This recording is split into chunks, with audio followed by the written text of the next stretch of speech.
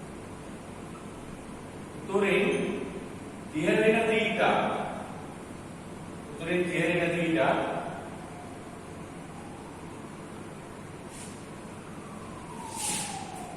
මේ දිශාවට කියන්නේ මේක තීටා නම් මේක ඇල තීරණ තීටා වෙනවා. ඒ කොටස තීරණ තීටා. මොකද මේ මුළු කෝණය දිහානේ උතුරෙන් තීරණ තීටා නැගෙනහිර හෝ උතුරින් දැන් මේ ලයින් 30 ධන තීටා මෙදිලා මෙදෙන්න 30යි මේ කෑල්ල තීටා උතුරින් 30 ධන තීටා නැගෙනහිර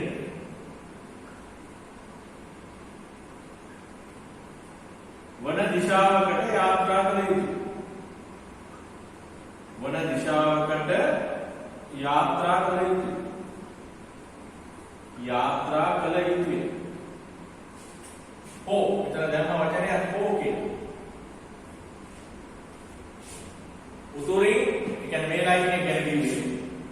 උතුරින් 30 මේ මුලේ තියෙන නිසා මේක ගැන දෙන්න. උතුරින් 30 තීටා හෝ උතුරින් 30 තීටා නැගෙනහිර හෝ උතුරින් 30 ධන තීටා නැගෙනහිර. ඊළඟට කියනවා මේ ලයින් එක ගැන 30 ධන තීටා. මේක ඇල්ලිය මේක තීටා. නැගෙනහිර වූ දිශාවට යාත්‍රා කළ යුතුයි. දැන් මෙහි තීටා කොසිනස් 5/3 වේ. ඔක තමයි කතාව. right? කාරණේ පැහැදිලිද? ඒ විදිහට අපිට පුළුවන්කම ලැබෙනවා මේ දිශාව ප්‍රකාශ කරන්න මෙන්න මේක දැනගැනීම හරහා. ඉතින් ඔය සෑම දෙයක්ම සෑම සංසිද්ධියක්ම ඔබට මතක තියෙනවා. ඒකයි මේකේ තියෙන කතන්දරය. මේ සෑම දෙයක්ම මතක තියෙන්න ඕනේ. ඒක හොඳට තියෙන්න ඕනේ මානසික දැනුමක් වෙලා. ඒ විදිහ තමයි අපිට මේ කර්තව්‍යය කොහොම කාසුවෙන් කරන්න පුළුවන්කම ලැබෙන්නේ.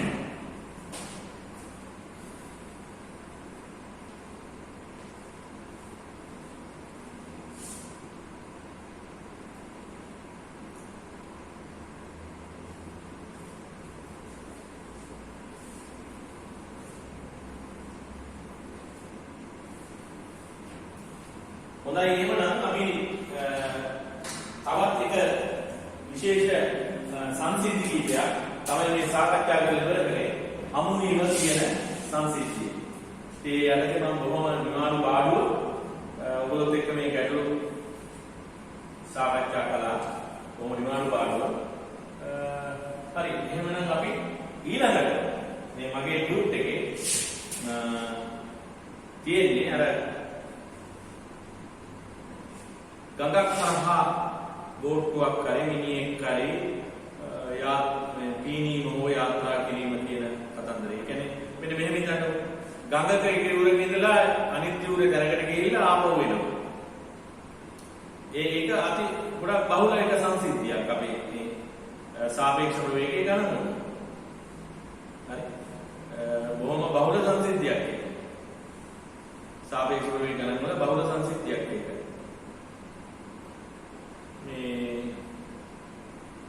ඒ අවස්ථාව.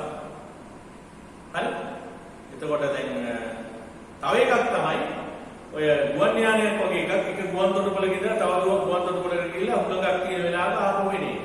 අරක ගඟේ ජල ප්‍රවාහය හරහා බෝට්ටුවක් එහා යනකොට ගිහිල්ලා ආපහු වෙනවා. දැනකට සමහර විට එහා යුරේ හරි ගෙලින් එහා දැනටත් යනවා. එහෙම නැත්නම් උඩහා දැනකට යනවා. එහෙම නැත්නම් පල්ලෙහා පොයින්ට් එකකට යනවා. එහෙම නැත්නම් හරි ගෙලින් ඉස්සරහම තියෙන පොයින්ට් එකට යාත්‍රා කරනවා. ඒ අර ගඟේ ජල ප්‍රවාහයත් එක්ක ගඟේ වේගයත් අපිට දීලා තියෙනවා. ඊළඟ එක තමයි මේ දැන් ඒ ගඟක් කරා ඒ චලිතයේදී තියෙන පොඩි පොයින්ට්ස් දෙකක් කතා කරලා සංසිද්ධි දෙකක්. එකක් තමයි කෙටිම දුරෙන් ගඟෙන් ඈතර වීම. ඒ කියන්නේ අඩුම දුරක් ගිහිල්ලා ගඟෙන් ඈතර වීම. ඔබ දන්නවා ගඟක පීනලා තියෙන ගඟක් ගැන දන්න ස්වභාවික ලෝකේ දන්න ඕනෙක් කෙනෙක් දන්නවා කෙටිම දුරෙන් ගඟෙන් ඈතර වෙන්න නම් හරියටම තමුන් බහින තැන ඉඳලා ඩිරෙක්ට් ඔපොසිට් පොයින්ට් එකට යාත්‍රා කරන්න. බෝට්ටුව.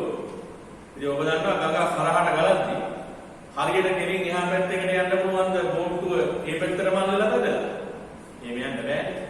ගඟ ගලන දිශාවට විරුද්ධ දිශාවට බෝට්ටුවේ අර ගමන් මාර්ගය සකස් කරලා එහෙම අල්ලලා යාත්‍රා කරොත් තමයි බෝට්ටුව පාවෙලා ගිහිල්ලා හරියට මෙහා පොයින්ට් එකට යන්නේ. නැත්තම් ඉතින් ගඟ මෙහෙම යනකොට බෝට්ටුවත් හරියටම යන්න ඕන පොයින්ට් එකටම පොයින්ට් අවුට් කරලා මෙතනින් යාත්‍රා කරන්න පටන් ගත්තොත් එහෙම ඒ හිතන් ඉන්නවට වඩා පල්ලෙහා දරගෙන ගිහින් නතර වෙයි. පීනනකොටත් එහෙමයි. ඉතින් අපිට නම් ඔය අත්දැකීම් තියෙනවා. ඒ අත්දැකීම් ඔයගොල්ලෝ ගන්න යන්න එපා. මොකද ඒව ගැන ආපහු ආවර්ජනය කරලා බලනකොට තේරෙනවා මැරෙන්නේ නැතුව ජීවත් වෙන්නේ කොහොමද කියලා. ඒ කියන්නේ අපි ඒ තරම් අනතුරුදායක අත්දැකීම් විඳපු අය. ඔය අත්තනගලුවේ වතුර වැහැලා කට්ටක් කපලා ඉවුරු හොදන් යන වෙලාවල අපි බෙන්ඩ් එක ක්‍රොස් කරලා තියෙනවා. ඒ කියන්නේ ගඟ මෙහෙම හරහාට ඇවිල්ලා හැරෙන තැන් වලින් ක්‍රොස් කරනවා. 8 පන්තියේ 9 පන්තියේ. ඉතින් අපි මේ වගේ රිස්කි වැඩ කරලා තියෙනවා. ඉතින් අපි හැබැයි හොඳට දන්නවා මේ එයා පැත්තට පීන ගන්න ඕන නම් උඩට අල්ලලා පදින්න ඕනේ කියලා. පීනන්න ඕනේ කියලා. ඉතින් අර ඒවා අත්දැකීම් සහිතව විඳලා තියෙනවා. හොඳයි එහෙමනම් මට ඔයගොල්ලොත් එක්ක ඉස්සෙල්ලාම කතා කරන්න ඕනකම තියෙන්නේ මේ දෙවනි පිටුවේ 12 වෙනි ගාන. දෙවනි පිටුවේ 12 වෙනි ගාන. ඒතකොට අපි බලමු මේ දෙවනි පිටුවේ 12 වෙනි ගාන ඉස්සෙල්ලා කියවන්න බලන්න ගානක්.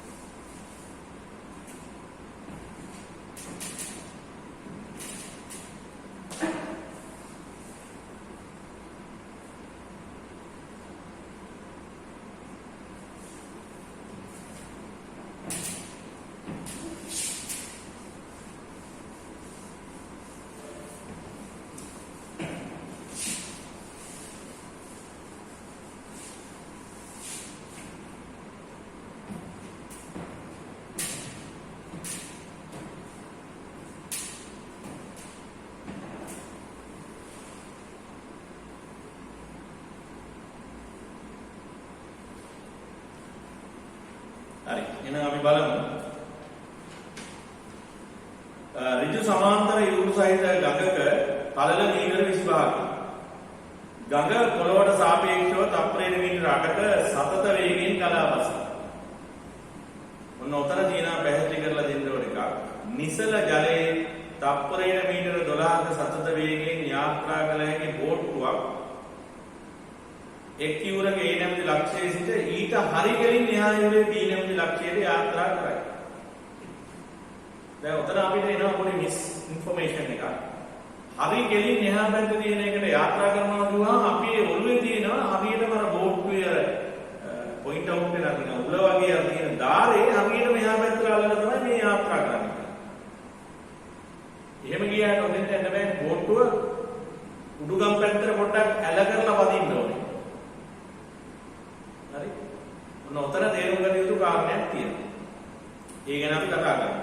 ඊට කලින් මේ නිසල ජලය කියන එක විස්තර කරගන්න. ඔක තියෙනවා ගුවන් යානාවලට තියෙනවා නිසල වාතය. නිසල ජලය කියන්නේ ළමයි වතුර ගලන්නේ නැති වෙලාවකට මේ බෝට්ටුවට තප්පරයට මීටර 12ක වේගෙන් යාත්‍රා කරන්න පුළුවන් කියන එක. ඒ කියන්නේ යාගේ එන්ජින් පවර් එන්ජින් වල තියෙන ජවයක මේ මෙෂර්මන්ට් එක දීලා තියෙනවා.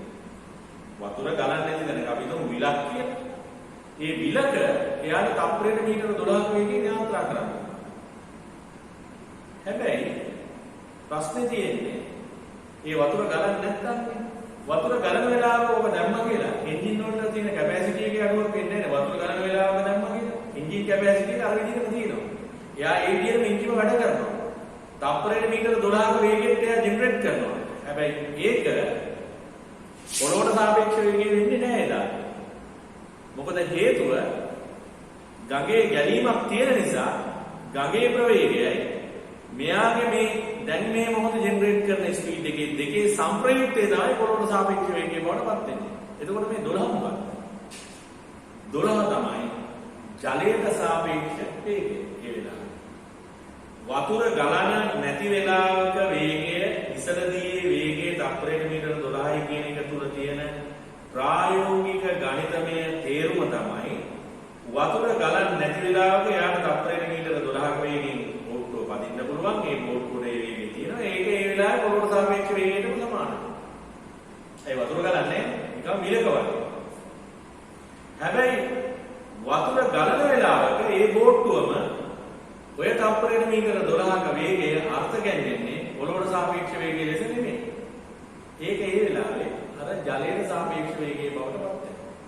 ඔන්න ඕක අවබෝධ කරගන්න ඕන ඉතාම වැදගත් පොයින්ට් එක. මොකක්ද මම කිව්වේ?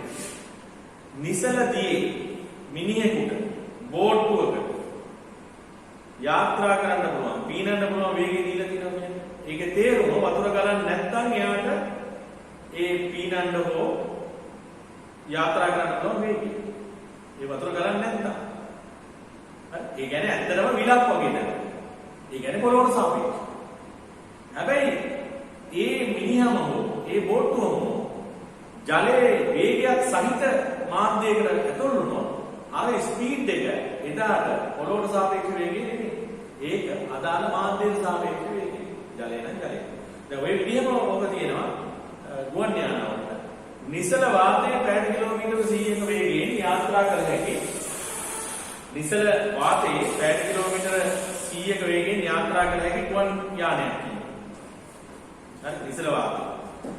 එතකොට එහෙම කියලා කියනවා පැය කිලෝමීටර 80ක වේගයෙන් අමායන සුළඟක් ඇති දිනක කියලා. දැන් එහෙම කියපුවාම අනිවාර්යෙන් අර පැය කිලෝමීටර 80 කියන්නේ එදා සුළඟට සාපේක්ෂ වේගය. සුළඟට සාපේක්ෂ වේගය. එදා ඒක පොළොවට සාපේක්ෂ වේගයට බෑ මොකද සුළඟ උත් තියෙනවනේ. ඒතකොට මේ දෙකේ සම්ප්‍රයුක්තය තමයි එදාට පොළොවට සාපේක්ෂ වේගය. හැබැයි සුළඟ නැත්තම් ඒ කිව්ව කතාව නිසල වාතයේදී කිව්ව එක පොළොවට සාපේක්ෂ වේගයටපත් වෙනවා. හොඳයි අපි ඒ කර්තව්‍යෙට යන්නේ නේද? දැන් මෙතන තියෙන්නේ ඍතු සමාන්තර ඍතු සයිඩ් මීටර 25ක් පළල දගක් මේකේ ඍතු සමාන්තර ඍතු සයිඩ් මීටර 25ක් පළල දගක්. දැන් මේ බෝට්ටුවට හරියකින් එහා පැත්තේ තියෙන B ලක්ෂයට යන්න ඕන කම තියෙනවා.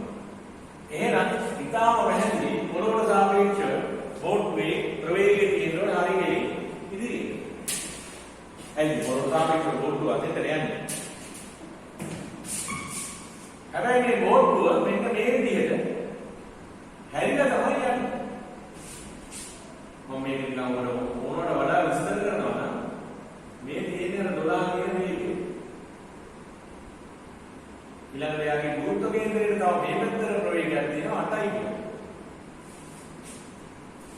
හරි. මේ 12 විතර ජලයට සාපේක්ෂ වේගය වෙනවා. නිසල තියෙන්නේ. ඒතර වතුර ගලන වෙලාවට ඒක ජලයට සාපේක්ෂයි. වතුර ගලන්නේ නැත්තම් ඒක පොළොවට සාපේක්ෂයි. හරිද මේ කතාව? එතකොට මේ බෝට්ටුවට මේ පැත්තට ප්‍රවේගයක් තියෙන 8ක් කියලා මෙහෙම තියෙන 12ක් කියලා ඔන්න ඔය දෙකේ සම්ප්‍රයුක්තය හරියටම මේක සෙට් වෙලා තියෙන්න ඕනේ බෝට්ටුව මෙහෙම යන්න. ඒ කියන්නේ මෙහෙම හැරිච්ච බෝට්ටුවක් මේ විදිහට ගහගෙන එනවා පේනවා මේ උරේ ඉන්න කෙනෙකුට.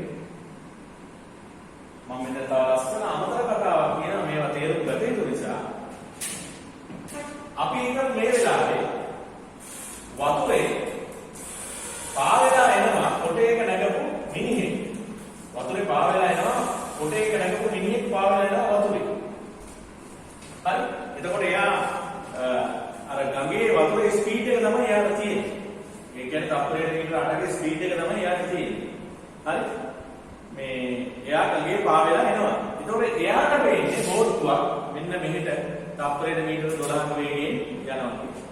මේ දෙක තේරුම් ගන්න ඕනේ. මොකද අර ගඟේ පාවෙලා එන මේ මිනිස්සයා කොටේක නැගලා යන මිනිස්සයා මගේ කොටයක් කියලා කිව්වේ එතකොට ඒ කොටේට තියෙන ගඟේ වතුරේ ස්පීඩ් එක. ඒතර එයාට මේ අත ඉෆෙක්ට් වෙන්නේ නැහැ. මෙයා නිරීක්ෂණය කරලා. මොකද එයාට මේ පාවෙලා යන කෙනාට රට තියෙනවා. බෝට්ටුවට රට තියෙනවා. එතකොට මේ පාවෙලා යන කෙනාට මේ ගඟේ කොටේ පාවෙලා යන කෙනාට මේ බෝට්ටුව පේන්නේ මෙන්න මේ පැත්තට හැරිලා තප්පරයකට මීටර 12ක් එනවා කියලා.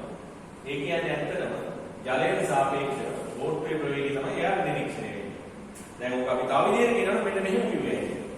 මේ අපි හිතමු කෙනෙක් වතුරේ පාවෙලා යනවා මේ වෙලාවේ. පීනන්නේ නැහැ. එයා වේගයක් ජෙනරේට් කරගන්නේ නැහැ. එයා නිකන් පාවෙලා එන ගමන් එයා මේක නිරීක්ෂණය කරනවා. එතකොට එයාට පේනවා බෝට්ටුවක් මේ පැත්තට තප්පරයක බිඳුව 12ක වේගයෙන් යාත්‍රා කරනවා එයාගේ රාමුවේ. එතකොට මේ යුර මත ඉන්න කෙනෙකුට පේනවා මේ පැත්තට හැරිච්ච බෝට්ටුවක් අපි දන්නේ මේක සම්පූර්ණයෙන් කීය වේද කියලා. අන්නේ වේගයෙන් එයාගේ ගුරුත්ව කේන්ද්‍රය හරි කෙලින් එහා ලක්ෂයට යනවා. ඔන්න ඕක මේ තමයි මේ මෙතන තියෙන කාරණය. ඉතින් දිශාවක් අඩුම කාලයකදී ගණන් විතරේ සඳහා බෝට්ටුව ගඟට සාපේක්ෂව යාත්‍රා කරන දිශාව ප්‍රකාශ කරයි. එවිට ගතවන කාලය එහෙනම් දැන් අපි මේකට සාපේක්ෂ ප්‍රවේගයේ මූලධර්මය දාන්න. සාපේක්ෂ ප්‍රවේගයේ මූලධර්මය දාන්නේ අපිට දැන් මෙතෙන්දී අපිට ඕනේ යාත්‍රා කළ යුතු දිශාව ඒ කියන්නේ ජලයේ සාපේක්ෂව. ඊට කලින් අපි මේකේ මේ රාමුවක් දක්වමු. R කියන්නේ ගඟ කියලා ගමු.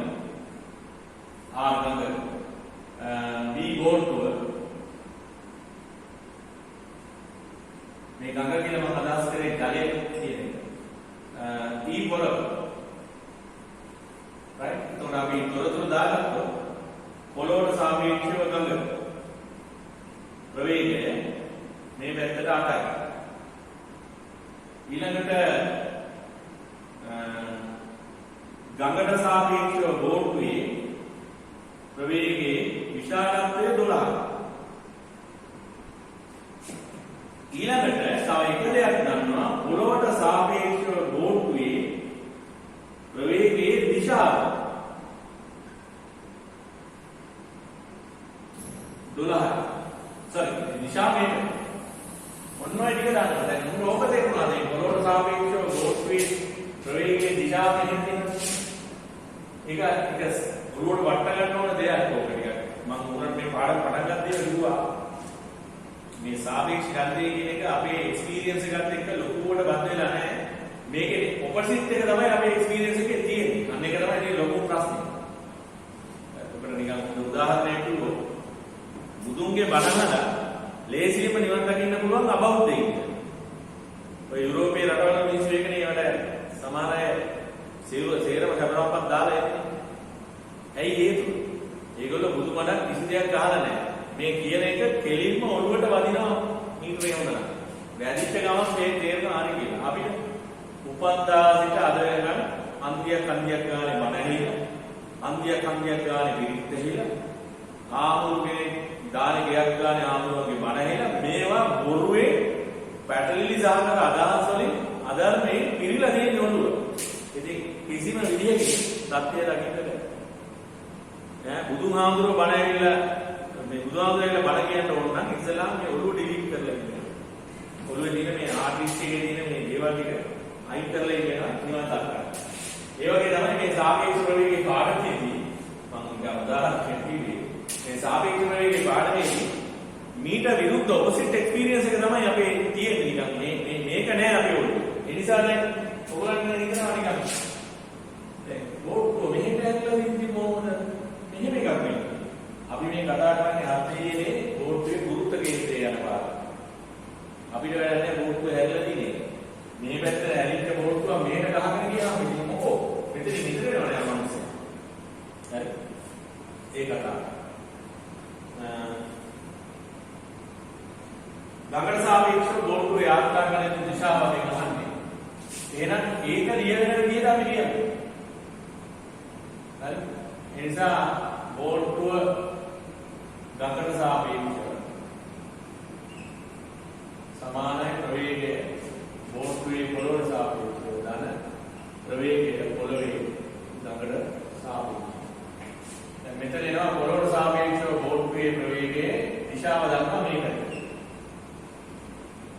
ගඟට සාපේක්ෂව පොළොව මේ පැත්තේ. මම ගඟ විහිද ගන්නවා මේ 8යි. මේක 12යි. right? එතකොට මේ අපි මේ මෙන්න මේ ඇන්ගල් එක ඉන්න නැහැ මේ කොච්චර ඇන්ගල් එකකින්ද මේක යාත්‍රා කරන්නේ මෙන්න මේ ඇන්ගල් එක උඩින් ඉන්න ඉතින් මෙන්න මේ ඇන්ගල් එක තමයි අපි ඉන්නේ ඇල්ෆා කියලා ගමු ඒක තමයි ඉන්නේ ආ 12 කියන දෛශිකය තියෙන්නේ කොයි පැත්තටද එතකොට දැන් අපි මේකට අදාළ සාපේක්ෂ ප්‍රවේග ත්‍රිකෝණ ඇන්ගල් කොහොමද බලන්න අට ආදීන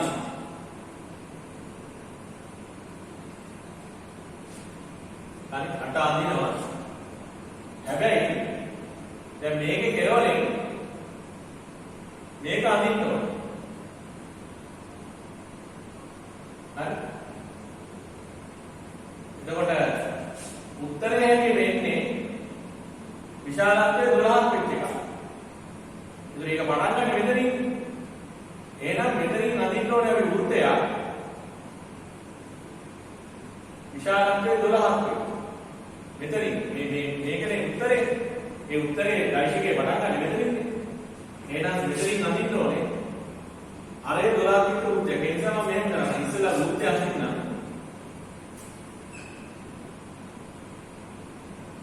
අට තියෙන්නේ මෙන්න මේ.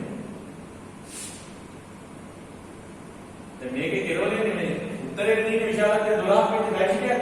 එහෙනම් ඒක පටන් ගන්න මෙතනින්. ඒකයි මම ඉතින් හරි 12ක් වෙච්ච උත්තරේ කියන්නේ. හැබැයි මේ දෛශිකේ මේ මෙතනින් අඳින එක මේක අප ඇදලා ඊළඟ එක මෙහෙම යන්න තියෙන්නේ. ඒක වරක් අට වෙන්නේ. ඒක මෙහෙම අඳින්නේ අපි. දැන් අන්න 12 කියන්නේ නෝන දෙවිලා නේද? මේකට ඇත්තටම කිව්වොත් මේ මුද්දේ ඕනේ නැහැ. නමුත් අර ඒ ගහලා මම කරේ. අට ඇදලා සිරස් රේඛාව ඇඳලා. ඒක මට අඳින්න වෙන්නේ මේ මුද්දේ හම් වෙලා විතරයි. මොකද හේතුව මේ දෙකේ එකතු හැටියට මට ලැබෙන්න ඕනේ විශාලත්වය 12ක් වූ දෛශිකයක්. මොකද බෑනේ? මේ දෙකේ එකතු හැටියට මට ලැබෙන්න ඕනේ විශාලත්වය 12ක් වූ දෛශිකයක්. කාරණා පැහැදිලිද? તો එහෙමනම් මම මෙතන කෙරවලෙන් මේ සිරස් රේඛාව ඇඳලා වෘත්තය හම් වෙනවා. මොකද මට 100% ෂුවර් ඒකට මෙතන මෙන්න 12යි. දැන් හරියට මේක තමයි මට හොයන්න ඕන ඇල්ෆා. මේක 12. ඉතින් මෙතනින් ටිකක් වෙනවා cos ඇල්ෆා. cos ඇල්ෆා එනවා මෙතන. cos ඇල්ෆා සමානයි 8 යට 12යි. 4 වරක් 2යි 4 වරක් 3යි. එහෙනම් ඇල්ෆා සමානයි cos ඉන්වර්ස් 2 යට 3යි. තුන මේ දිශාව කොහොමද ප්‍රකාශ කරන්නේ? ගමන සාපේක්ෂව යාත්‍රා කරන දිශාව උඩුගම් දිශාව සමග උඩුගම් දිශාව සමග උඩුගම් දිශාව මේ පැත්තේ උඩුගම් දිශාව සමග ඇල්ෆා සමානයි cos ඉන්වර්ස් 2 යට 3ක් ඌ දිශාවකට යාත්‍රා කළ යුතුයි.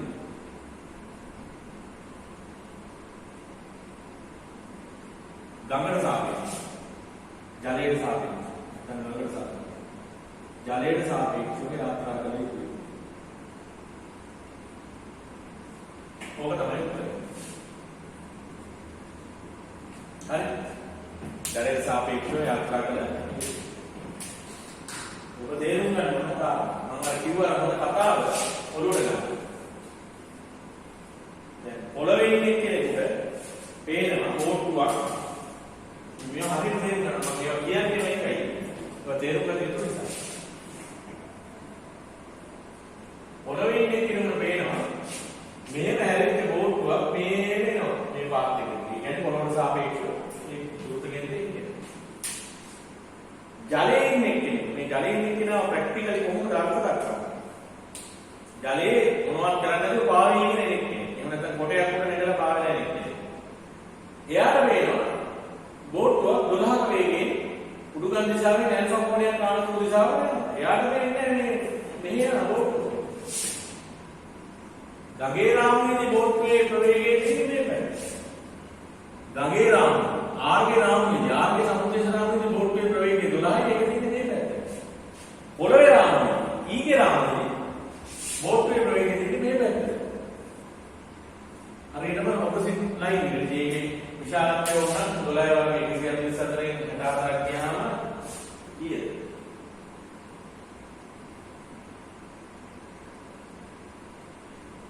80යි 80 වර්ගමූලය. එනවා මෙතන ප්‍රවේගයේ විශාලත්වය. හරි ප්‍රවේගයේ විශාලත්වය එනවා. මේක හොයාගන්න පුළුවන් පොළොවට සාපේක්ෂව. එතකොට දැන් එයාට ගඟෙන් ඈතර වෙන්න ගඟේ කාලය වුණා. ඒ කාලය අපිට හොයන්න පුළුවන්. මේ දුර මීටර 25යි. මේ දුර මීටර 25යි. මේ 25 කියන්නේ පොළොවේ රාමුවේ යන දුර. ඒක බෙදන්න ඕනේ පොළොවට සාපේක්ෂව. පොළොවට වේගය මේ ඉවරනේ වර්ගමූල 80 දුරනේ. වර්ගමූල 80. වර්ගමූල 80 කියන්නේ 4යි මූල 5යි. මේ 25 බෙදන්න ඕනේ 4යි මූල 5යි. ගයින් ඈතර වෙන්න ගඟේ කාලය 25 බෙදන්න ඕනේ 4යි මූල 5යි. 25 බෙදන්න ඕනේ 4යි මූල 5යි. ගඟේ බලන නිසා ඒ පොළොවට සාපේක්ෂව යන පතේ තියෙන්නේ පොළොවට සාපේක්ෂව යන පතේ. ඒක ඇවිල්ලා පොළොවට සාපේක්ෂව යන පතේ. ඒතකොට බෙදන්න ඕනේ පොළොවට සාපේක්ෂව කොහොමද වෙන්නේ? හරි. ඒකයි එතන සිද්ධ වෙන්නේ. තවද අඩුම කාලයකදී ගඟෙන් ඈතර වීම සඳහා බෝට්ටුව ගඟට සාපේක්ෂව යාත්‍රා කළ යුතු දිශාව ප්‍රකාශ කර ඊට ගත වෙන කාලය සොයන්න කියලා. දැන් මෙන්න මේක හොඳට විස්තර කරන්න. දැන් මේ මම කතා කරේ කෙටිම දුරෙන් ගඟෙන් ඈතර. මේක සඳහන් කරගන්න. මේ අපි කතා කරලා තියෙන්නේ කෙටිම දුරෙන් ගඟෙන් ඈතර. එළියට කෙටිම දුරින් ගඟෙන් ඈතර වෙනවා.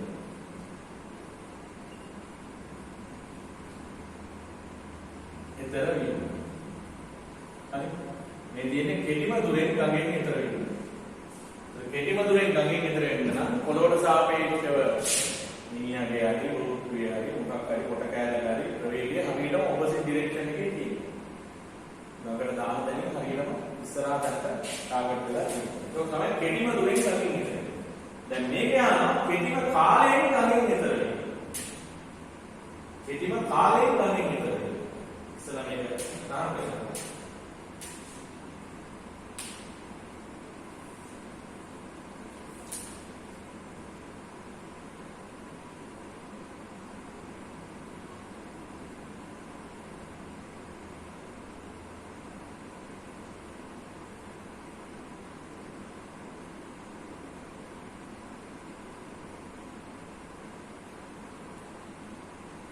දැන් ඊළඟට අපි යනවා කෙටිම කාලයෙන් ගඟෙන් ඈතර වෙනවා කියන කන්සෙප්ට් එක. ඒක වෙන මේක. මේ කෙටිම දුරෙන් ගඟෙන් ඈතර වෙනවා. කෙටිම කාලයෙන් ගඟෙන් ඈතර වීම කියන එක වෙනම කතාවක්. ඒක අපි වෙනම අධ්‍යයනය කරමු.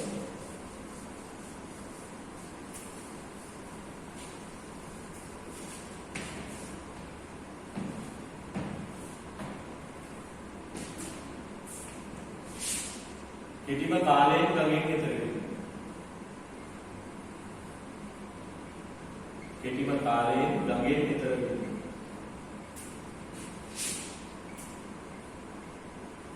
මේක වෙනම කන්සෙප්ට් එකක්.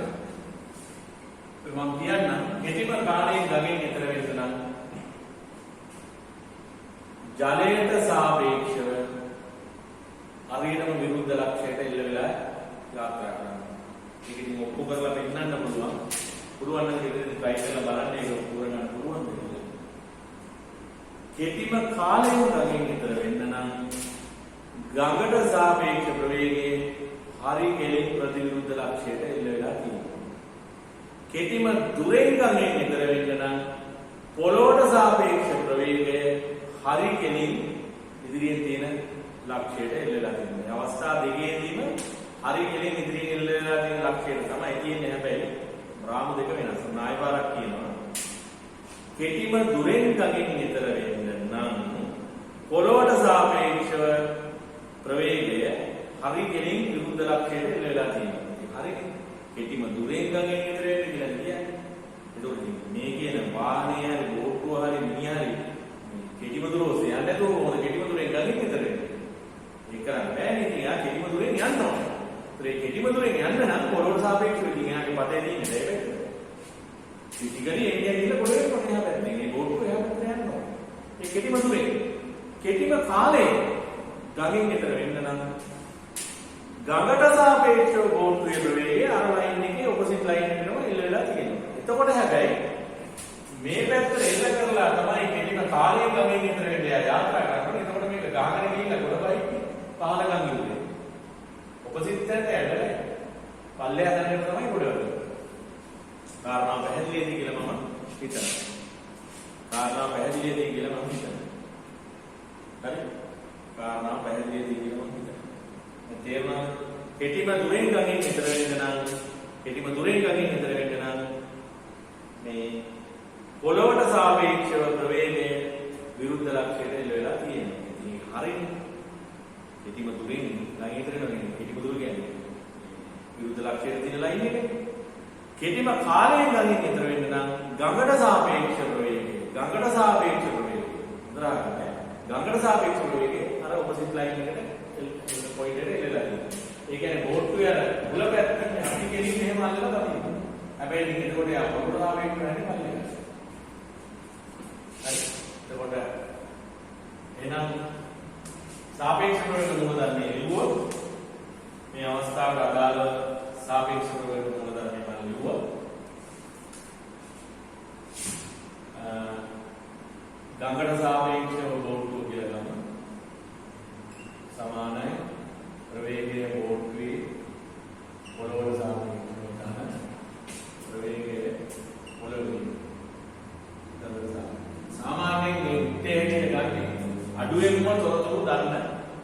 එහෙම නැත්නම් අපෙන් අහන්නේ. එහෙම නැත්නම් අපිට හොයන්න ඕනේ. දැන් මේකේ ලයින් එක දිශාව විතරද දන්නේ මේක.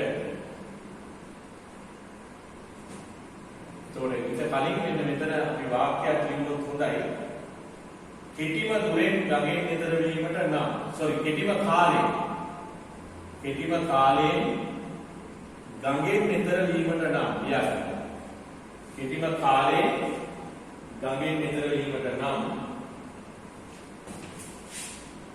කෙටිම කාලයෙන්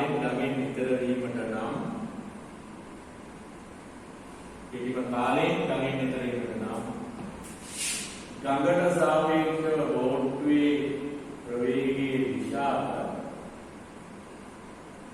මේ අතර විය යුතුයි. ඕක විභාගෙදි කියන්නේ එතන. හරි. විභාගෙදි කියන්නේ කෙටිම කාලයෙන් ගඟෙන් ඈතර වීමට නම් ගඟට සාපේක්ෂව බෝට්ටුවේ ප්‍රවේගයේ දිශාව මේ අතර විය යුතුයි. පොළොවට සාපේක්ෂව බෝට්ටුවේ ප්‍රවේගයේ විශාලත්වය දන්නේ නැහැ.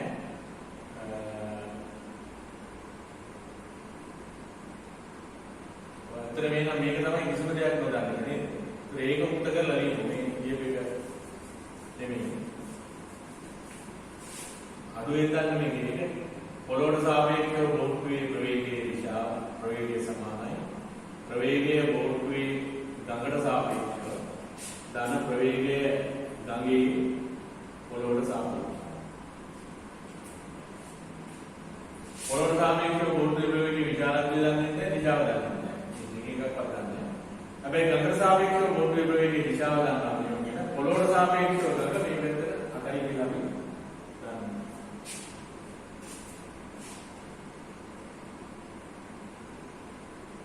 මේකේ විශාලත්වය දන්නවා. ගඟට සාපේක්ෂව 12 එක දන්නවා. විශාලත්වය දන්නවා. ගඟට සාපේක්ෂව බෝට්ටුවේ ප්‍රවේගයේ විශාලත්වය 12 කියලා දන්නවා. ඒක දන්නවා. තමයි ඉස්සෙල්ලාම උත්තේජනය ගත්ත එකට වැරදුනා දැක්කද? ඒ අඳුම දේවල් ගන්න එක්කලා තමයි අපි උත්තේජනය තෝරාගන්නේ. එතකොට මේකට නම් ඇත්තටම උත්තර ගන්න කිසිුණාවක් නැහැ. 12 යන්න. ඒකේ කෙරවලින් 8 යන්න. නම් මේක තමයි.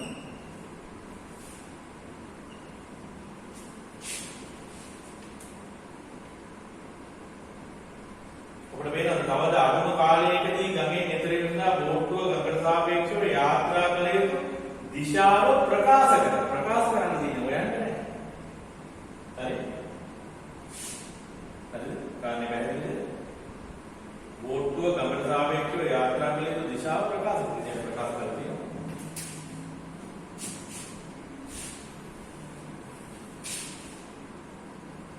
ප්‍රකාශ කරනවා. එවිට ගතවන කාලය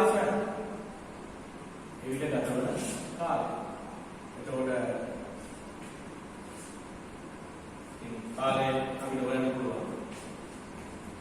ගඟේ රාමුවේදී න්යා ගමන් කරන විස්ථාපනය මේකේ ලෝකෙ. ගඟේ රාමුවේදී ගමන් කරන්නේ එළියට ඉట్లా දෙන්න. ගඟේ රාමුවේදී ගමන් කරන්නේ මේක 25. ඒ දුර යන්නේ 12ක වේගෙන්. ඒකට කාලය වෙන සමානයි. කෙටිනේ කෙටිම කාලය. මේක සමානයි 25 වෙනිදා 12.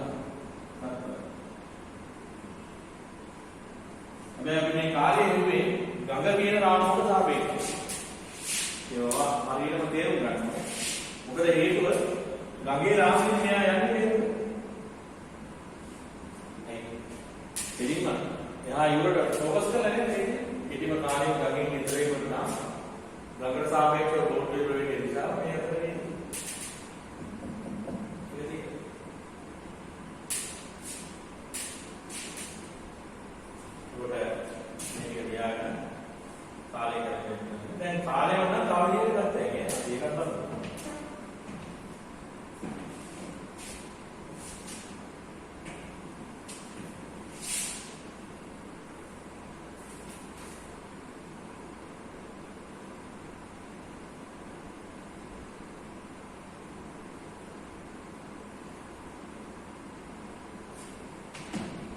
උත්තරේ දෙන්න ඕනේ. පොළොවේ රාමුව කියලා බලන්න.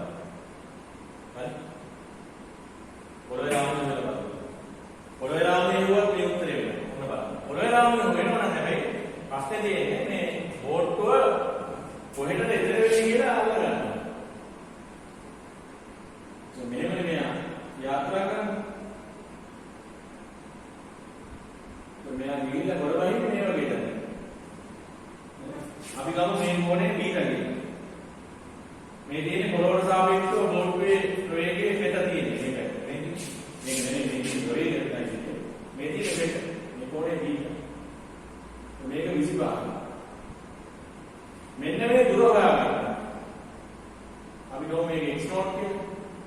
ඒ x0 සමානයි 25යි sec θ. તો කාලය සමානයි 25යි sec θ බෙදීම මේ දුර එයා ගෙවාගෙන ඉන්නේ පොළොවට සාපේක්ෂ වේගයෙන්. පොළොවට සාපේක්ෂ වේගයෙන් තමයි එයා මේ දුර ගෙවාගෙන යන්නේ. හරි? මේ තියෙන්නේ පොළොවට සාපේක්ෂ පතේ. පතය බෝට්ටුවේ පොළොවට සාපේක්ෂව. right? පතේ බෝට්ටුවේ පොළොවට සාපේක්ෂව.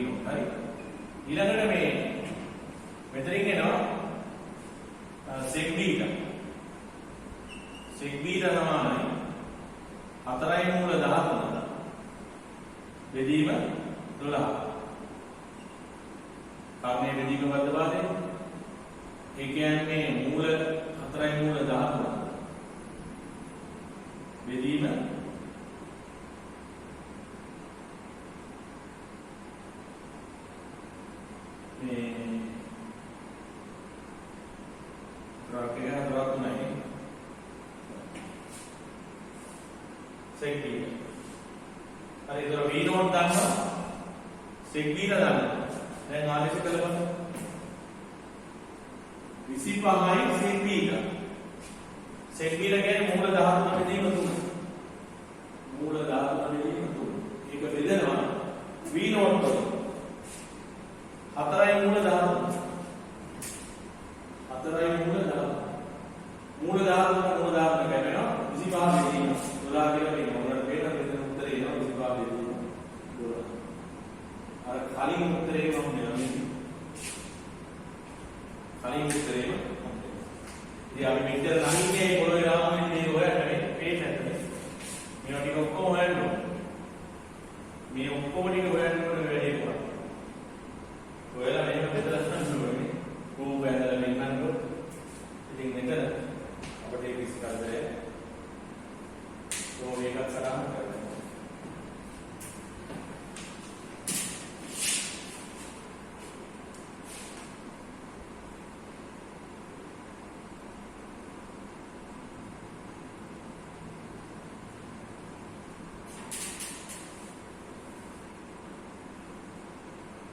එතකොට මේකේදී අර ප්‍රධාන කරගන්න වැදගත් දෙයක් තියෙනවා අර නිසල ජලයේ වේගයේ දීලා තියෙන වෙලාවක ජලයට ප්‍රවේගයක් දීලා නැත්නම් ඒක පොළොවට සාපේක්ෂ වේගය තමයි. නිසල ජලයේ වේගයේ දීලා තියෙනවා. හැබැයි ජලයේ ගලන වේගයක් කතා කරන්නේ නැහැ ගන්න. ඒ කියන්නේ ජලයේ නිශ්චලයි. ඒතකොට ඒ කියන්නේ පොළොවට සාපේක්ෂ වේගය තමයි මේ බෝඩ් වේගය ඒක අපි ගන්න. හැබැයි නිසල ජලයේ වේගයේ දීලා ඒ ජලය ගලන වේගයකුත් ඒ ගානෙම තියෙනවා කියන්නේ ඒකට අර වේගය ජලයට සාපේක්ෂ වේගය බවට පත් වෙනවා. හරි ඒකට ඒක ඔබ වටහා ගන්න යුතු කරුණක් වෙනවා. දැන් ඕකම තමයි නිසල වාතයේ ගුවන් යානයේ වේගය දීලා සුළඟක් ගැන කතාවක් නැත්නම් ඉතින් ඒක පොළොවට සාපේක්ෂ වේගය තමයි. නිසල වාතයේ වේගය පැය කිලෝමීටර් 100යි කියලා සුළඟක් කමන දිනයක් ගැන වැඩි කතා කරනවා නම් අර 100 කියන්නේ එදාට සුළඟට සාපේක්ෂ වේගය. ඕකනම් බොහොම ජීවුණුව මනසට ගන්න. මම මේ කියන දේ නිකන් මේ කණෙන් ආන මෙතනින් යවන්න නම් එපා. හදන්න බෑ කරන්න. පැහැදිලිව කියන්න ඕනේ හදන්න බෑ. පැහැදිලිව කියන්න ඕනේ හදන්න බෑ. හරි? බය නැතුව කියනවා හදන්න බෑ කියලා. ඕක නිර්වෘල්ලම තේරුම් ගන්න යුතු පොයින්ට් එකක්. මම ආයි කියන්න. නිසල ජලයේ රෝධයේ වේගය u කියලා කියනවා. හැබැයි ඒ ගාන ඇතුලේ ජලයට වේගයක් ගැන කතා කරන්නේ නැහැ. එහෙනම් ඒක පොළොවට සාපේක්ෂ වේගය තමයි. නිසල ජලයේ වේගය u කියලා දීලා ජලය ගන්න වේගය v කියලා දෙනවා. මේ මාධ්‍යක යනවා කියලා කියනවා. එහෙනම් එදාට අර u කියන්නේ ජලයට සාපේක්ෂ වේගය බවට පත් වෙනවා. මොකද ඒක පොළොවට සාපේක්ෂ වේගය වෙන්නේ නැහැ.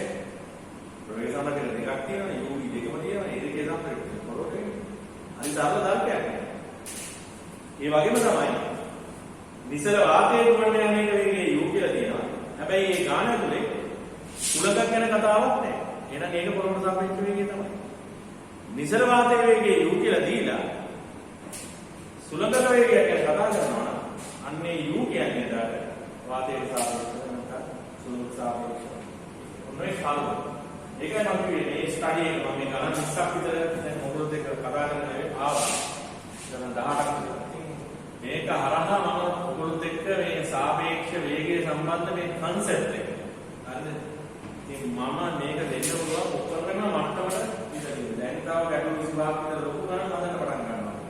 ඒතකොට මේ කියමු දේවල් නැවත ගණිතය ඉගෙන ගනිද්දී දේවල් මනසට ඇතුල් කරගන්න ඕනේ සංසුන්. ඒක ඔබ පුහුණු කළ යුතුයි. ඔබ තේරුම් ගන්න මොකක්ද මේ ඉගෙන ගන්න විදිය කියන්නේ. මේක මේ නිකන් ආදීන හාල් පාරුවට ඉගෙන ගන්න පුළුවන් නම් නෙමෙයි. ඒක තේරුම් ගන්න. මනස චංචල වෙච්ච යමක් නිරවුල් මනසට ඇතුල් කරගන්න බැරි නිකන් පිස්සුන්ට කරන්න පුළුවන් කේස් එකක් නෙමෙයි මේ. හරි. ඉතින් ඒ විෂය ඉගෙන ගන්නවා නම් ඒ අදාළ කරුණු නිශ්චලව මනසට ඇතුල් කරන්න. මේක නිහඬව එකතැනක ඉඳගෙන මේක මෙනෙහි කරන්න. මේ දාගන්න ඕන පොයින්ට් එක ඔළුවට යවන්න. ඈ නිකන් මොහේ උඩ බලාගෙන ඉඳීමේ තුලේ මේ කර්තව්‍ය ඉෂ්ට කරගන්න බෑ. ඒකයි මට ඇත්ත தත්ත්වය කියන්න තියෙන්නේ. ඇත්ත தත්ත්වය මට කියන්න තියෙන්නේ.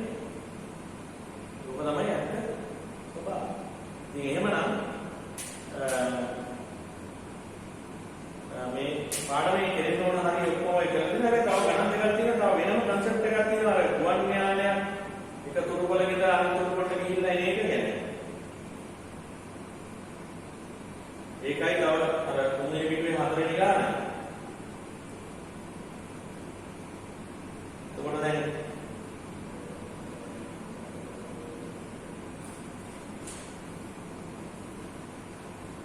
දෙවෙනි පිටුවේ 13 වෙනි ගාන විතර වැඩ ගන්න try කරන්න. 3 වෙනි පිටුවේ 7 වෙනි ගාන. දෙකම එකයි. හරි. මේ දෙකම එකයි. 3 වෙනි පිටුවේ 13 වෙනි දෙවෙනි පිටුවේ 13 වෙනි ගානයි. දෙවෙනි පිටුවේ 13 වෙනි ගානයි. ඔය කියන්නේ එක පිටුව 13 වෙනි ගානයි. සහ 3 පිටුව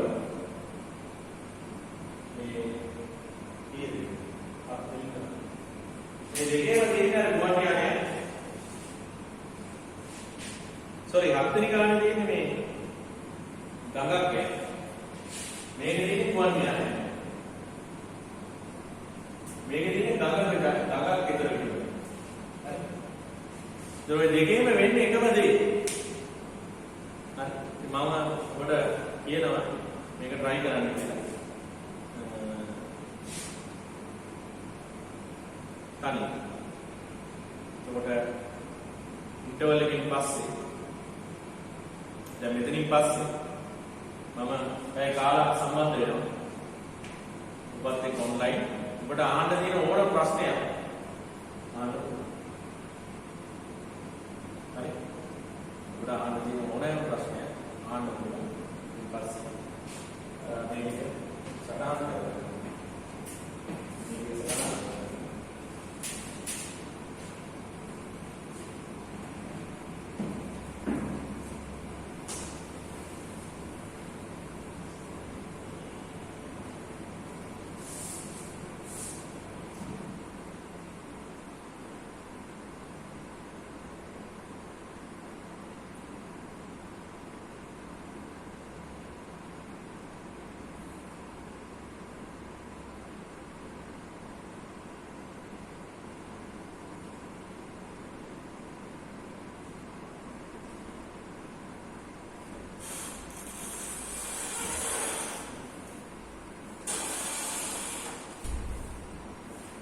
අවශ්‍ය දෙයක් තියෙනවා මේක සඳහන් කරගන්න මගේ කතාවේ ඉවරයි. අවශ්‍ය දෙයක් තියෙනවා මේක. ඊට පස්සේ අප ඔන්ලයින් සම්බන්ධ වෙන මේක බලලා ප්‍රශ්න තියෙන ඕනම එකක් යොමු කරන්න අපි ඒක සාකච්ඡා කරමු. ඊට පස්සේ ඉන්ටර්වල් එක දැන් භාගයක් විතර ආවේ. ආයෙත් මේ දෙක මම පාවිච්චි කරනවා සමතුලිතතාවය මූලික සිද්ධාන්තාවය ගැටලු සාකච්ඡා කරනවා. හොඳයි එහෙනම් අපි මේකේ තියෙන දේවල් සාකච්ඡා කරනවා. සාකච්ඡාවට සම්බන්ධ වෙනවා.